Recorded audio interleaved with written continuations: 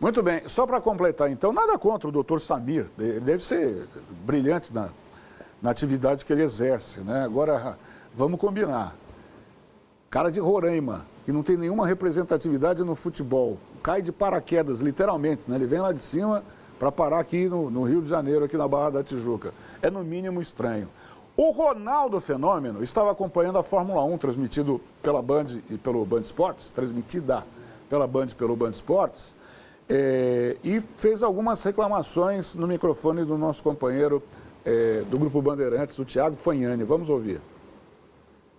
A gente não vê uma luz no fim do túnel, né? Enquanto o estatuto da CBF for esse que é agora, que o poder fica na mão dos 27 presidentes de federações, essa palhaçada vai continuar.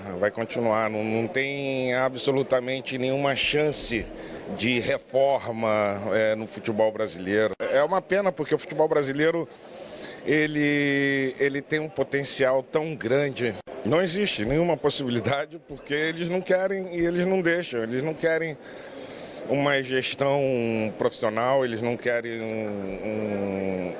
revolucionar o futebol, eles querem ficar entre eles. Eu acho que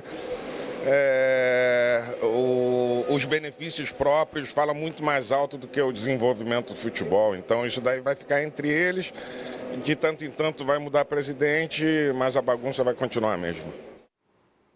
Pois não, Ronaldo. Então, atenção, a partir do próximo domingo, Dr. Samir Chaud, 41 anos, filho de Zeca, que ficou 40 anos à frente da Federação Roraimense de Futebol, ex-secretário de Saúde, diretor de hospital, presidente de sindicatos médicos, especializado em medicina infectologista e medicina esportiva. Será o novo comandante do futebol brasileiro.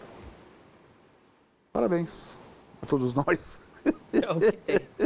Mas assim, eu não posso fazer nenhuma avaliação aqui porque eu não o conheço. Acho que ninguém o conhece. Tampouco gerindo o futebol, né? O Edinaldo, ele realmente perdeu Brasília, né? Perdeu também prestígio na Conmebol, na FIFA. Ele viu que o melhor... Ele deve ter sido aconselhado a ficar quietinho, sabe? Pois é. Fica quietinho. Ele já não tinha porque a coisa, a barra vai pesar para você. Fica quietinho. Exatamente. Como aconteceu... Bom, deixa pra lá. A questão para mim é a seguinte. Os clubes, eles tentaram. Houve uma certa mobilização. Eu vou colocar aqui a maioria, porque alguns não foram a favor.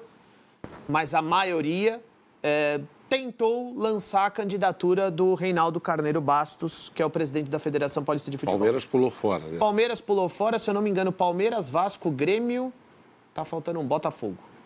Se eu não me engano, são esses 4, tá? E eles não conseguiram porque as federações estão com o Samir. E eu quero deixar claro aqui que, assim, bem feito para os clubes, bem feito mesmo, porque a manobra, ela aconteceu em 2017. A mudança de estatuto, que foi colocada agora pelo Ronaldo aí no microfone da Band, a manobra estatutária foi feita em 2017. E eu não me lembro de nenhuma mobilização dos clubes contra isso, porque por conta daquela manobra, as federações ganharam peso 3 na hora da eleição ou na hora de eleger o presidente da CBF. Eu, sinceramente, Berna, não me lembro da gente também repercutir mais esse assunto, né? Aquele fato. E por isso, hoje, os clubes, eles não conseguem fazer absolutamente nada porque as federações tomam conta de tudo. Então, eu tô com o Ronaldo. Eu não sei se, de repente, o Samir pode fazer uma revolução no futebol brasileiro, com quem ele vai contar. A Leila, por exemplo, chegou a falar que as ideias dele são ideias que ela defende, por isso que ela apoiou o Samir e não o Reinaldo. E ela cita dois itens, né? Que é o fair play financeiro. Sobre isso eu tenho algo a falar. Boa. E também, claro que ela está falando porque o clube dela está extremamente organizado, né? E também a redução dos estaduais. São duas pautas que eu concordo, tá? Mas, enfim, os clubes perderam mais uma vez essa dividida, pois não? Eu assisti a boa parte dessa entrevista concedida ao Charla e a resposta sobre fair play financeiro me impactou. Porque ele não sabe o que é fair play financeiro. Ele acha que o fair play financeiro é uma forma de equilibrar o futebol. Palmeiras gasta muito, vai gastar menos, quem gasta pouco vai gastar mais. E não é isso. Ele não sabe o que é fair play financeiro. Fair play financeiro é o gasto versus o endividamento. A possibilidade de gastar quando você tem dinheiro para gastar. Se você não tem dinheiro para gastar, você não gasta. Isso é proibido. Então, ele não sabe o que é fair play financeiro, em primeiro lugar. Então, a Leila falou isso e ela tem de assistir a resposta que o Samir Chaoud dá sobre fair play financeiro. Para mim, é chocante, estarrecedor. Ele não sabe do que se trata, tá? Você falou um sobrenome aí que permeia, que gravita em torno do futebol brasileiro há muito tempo, que é o sobrenome Sveiter, né? Luiz Sveiter, por muito tempo, foi o presidente do Superior Tribunal de Justiça Desportiva. E o filho dele, Flávio Sveiter, é assim com o Samir Chaoud. Aliás, foi uma época muito sui generis do futebol, porque a gente tinha asteriscos na tabela dos campeonatos por intervenção direta do... Ele é ministro do tribunal? O que ele é?